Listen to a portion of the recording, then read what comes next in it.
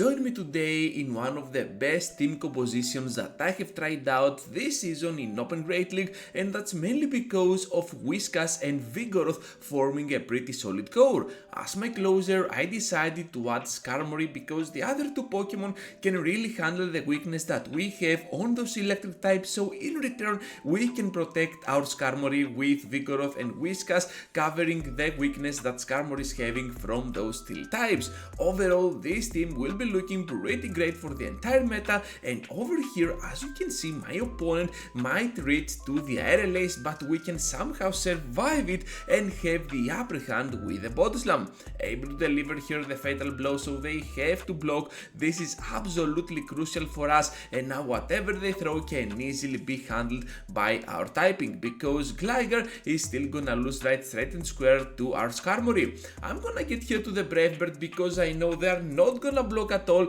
since we still have that Whiskas for the very end game, and right after we still have some energy with the Sky Attack. I'm pretty sure we surprised our opponent here with the switch out to catch that superpower, but I guess at the same time this was the best play that we could have done. So I'm just gonna go ahead and throw here the Scald, and I know that even after the debuff this is gonna do so much work on them, and Skarmory will take that first victory for this video with a simple Steel Wing. Into the next battle now with the Dugong up in front. I'm just gonna get all the way to as much energy as possible for my Whiskas, and perhaps then I need to clear that first debuff by switching out to my Vigoroth, and doing so I might be on a very good spot because I do not hear a lot about Vigoroth with this team. All we want to do with Vigoroth is to bait out something that my other two Pokemon might be afraid of, or just go ahead, throw the Vigoroth and use it as a punching bag to make my opponent rotate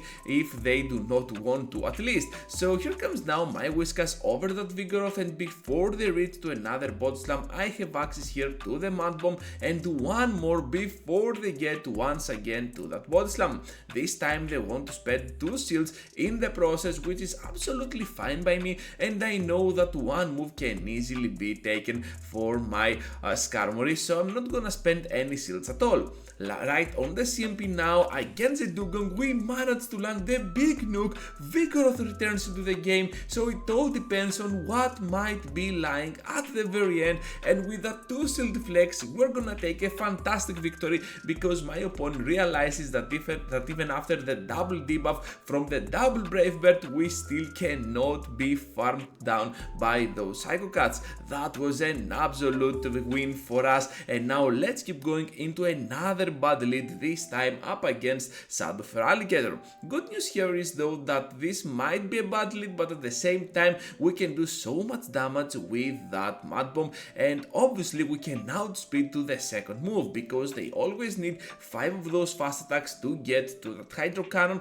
while we need 5 for the first charge attack and then 4 for the second, so we can kinda outspeed them on the second charge attack, and in the process we meet up with the Venusaur on the switch. Before they farm us down, we managed to get that final shield out of play, which is an absolute game changer, since now we can wall down completely that Venusaur with our Skarmory. It all depends now on what might be lying at the very end, but I'm gonna take my chances with the shield up and 2 healthy Pokemon remaining with a lot of energy to spare. They end up having a Basadon. I'm just gonna switch out now to my Whiskas. They follow with the switch to the Feraligatr, and by blocking just once we manage to guarantee the knockout over the Crocodile Pokemon or the Alligator. I have no clue what that one is, but still, since we got now Whiskas over Basadon, they just top left this battle and we're gonna take a solid victory. One of the worst leads as well is gonna be a Mantine or a Pelipper, and in this incident we got the latter, so we're just gonna keep going at it with a switch out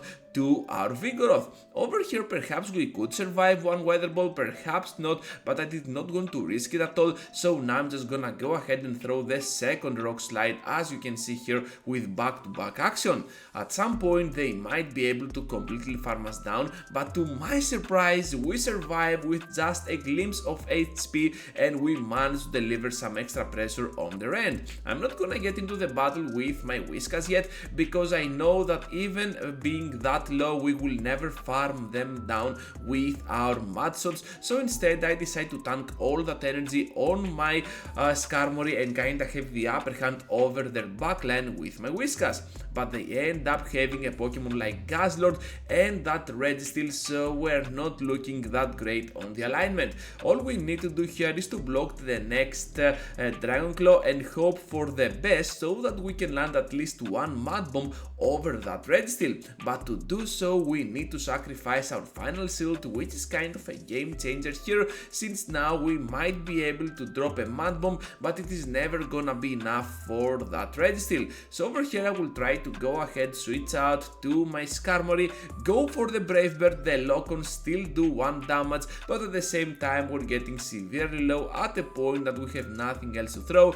Just gonna go for my Mud Bomb, but still they can easily survive and farm down with the remaining Lock-ons. That was kinda of a big bummer, but still it is what it is, and my opponent absolutely played it super great over there. Into the next battle now with that Umbreon on the CMP up in front, and we managed to apply the debuff from the first Scald. This is something that I was pretty upset when it was happened to me, but I guess that my opponent is still gonna be in kinda the same situation, because now those Dark Pulses will never do enough damage. The second Scald though will not apply any debuff, but at the same time is gonna be having kind of a great matchup for that Umbreon. So seeing the Umbreon going for another move, I decide to catch on my Vigoroth, because I want to keep my Whiskas for the very end game as well, since I know that if they have a Steel type at the back, perhaps we're gonna be in deep trouble,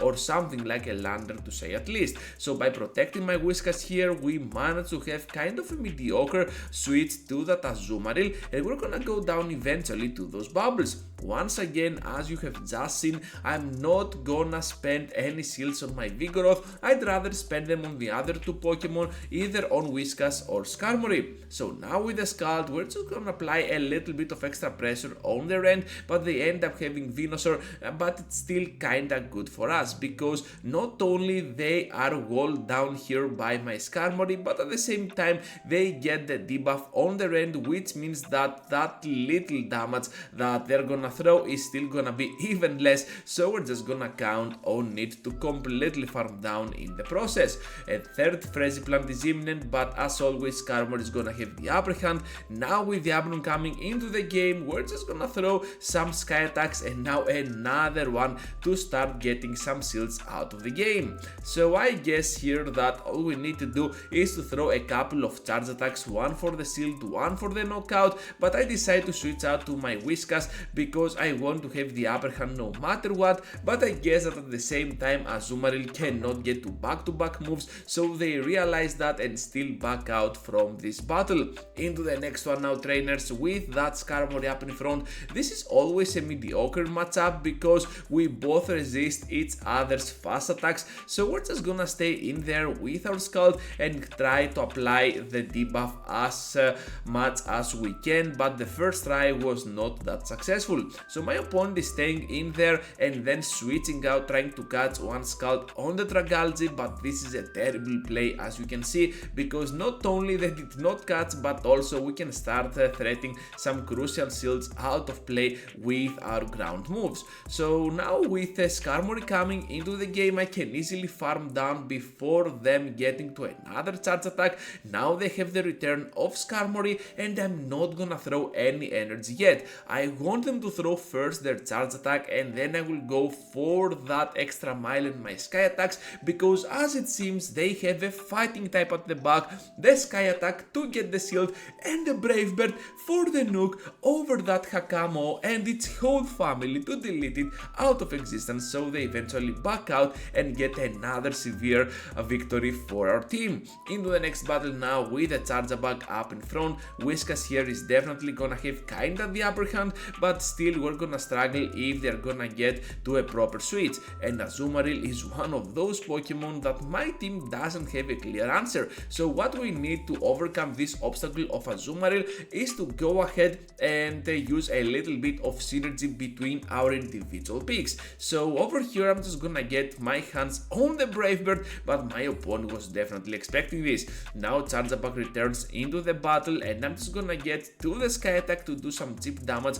on that Pokemon. One more Mud Shot and one more Charge Attack, this time from my Whiskas, and we managed to apply the debuff at last. So over here I decide to spend a shield and then try to catch the move on my Vigoroth, but with that little bit of extra delay I decide to completely farm down before they do anything weird, and in the process we managed to get that final matchup with the Lantern. So Lantern is definitely in a very difficult situation over here, but I'm still gonna count on my Vigoroth because we can get on our Rock Slide for that final push before we go down. Now Whiskas comes into the game, and all we need to do is to land a couple of Mud Bombs. My opponent realizes that and wants to get ahead on that final outcome with the Azumarill. I know this is no Hydro Pump at all, and I also know that we can easily outspeed here to a double charge attack,